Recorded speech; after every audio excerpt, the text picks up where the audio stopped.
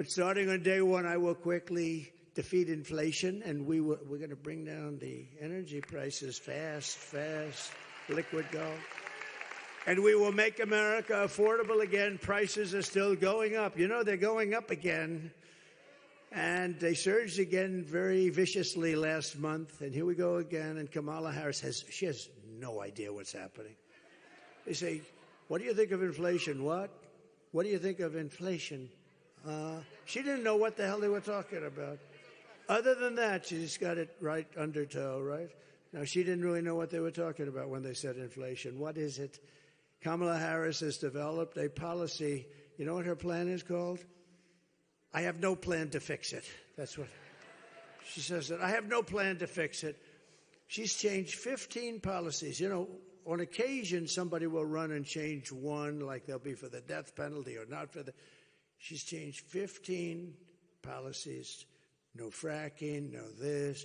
Every single thing she's changed. Go back a year and a half and take a look. 15 policies. I've never seen anyone get away with one major change. The whole thing is different. She loves walls now. She loves walls. She loves our police, but she was in charge of defund the police. Do you go from a defunder of the police? I don't think so, Lieutenant Governor. Do you go from a defunder? She was a leader of defund the police, and now she says, I love the police. In the meantime, I got every police group in the nation is supporting me.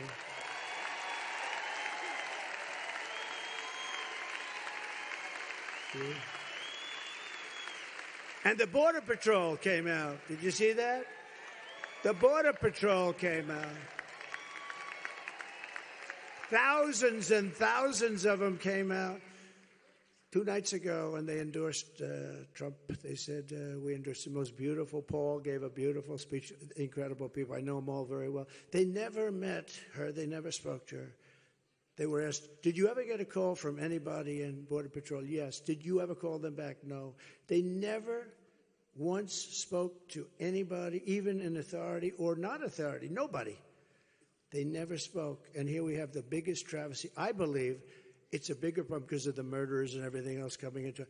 I believe, look, inflation and the economy are always big, and they're big, what they've done to our economy. But I really believe that the border and the illegal immigration and 21 million people, many of them criminals, is a bigger thing than inflation. I may be wrong. I may be wrong, but I think so. It's rated number 3 after the economy and inflation. I put them sort of together, economy, inflation. I think they sort of belong together. What do you think? I think so. But I think the biggest thing is when you have 13,099 murderers, people that are 4 people that were ready to be executed. They said, rather than executing them, we'll let them come into America. 13,099. Many of them killed more than one person, and they're happily ensconced in Georgia. They're all over the country. And these are killers. These are people that will kill you quickly. They don't need too much of an excuse. They have, as they say, a short fuse. You don't want to get into a little tiny argument that for somebody else would be an argument. For them, it's not good, right? It's not a good situation for you. No, we don't want them in this country. We're getting them out of this country fast. And I think it's bigger than the economy. I think it's bigger as horrible. You know, inflation is a country buster. It's busted many countries, but I think it's bigger than inflation even.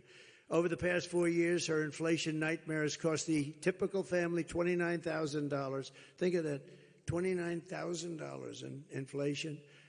The reason you feel poorer is thanks to Kamala, and that's the fact is you are. And she was the one, they called her the taxing queen in San Francisco. You know, she destroyed San Francisco. San Francisco, if you go back 18, 19 years ago, was the #1 city. It was the best city in the country. Now it's not even livable. And I speak against myself. You know, I own property in San Francisco, right? I own a lot of property. I own property in California.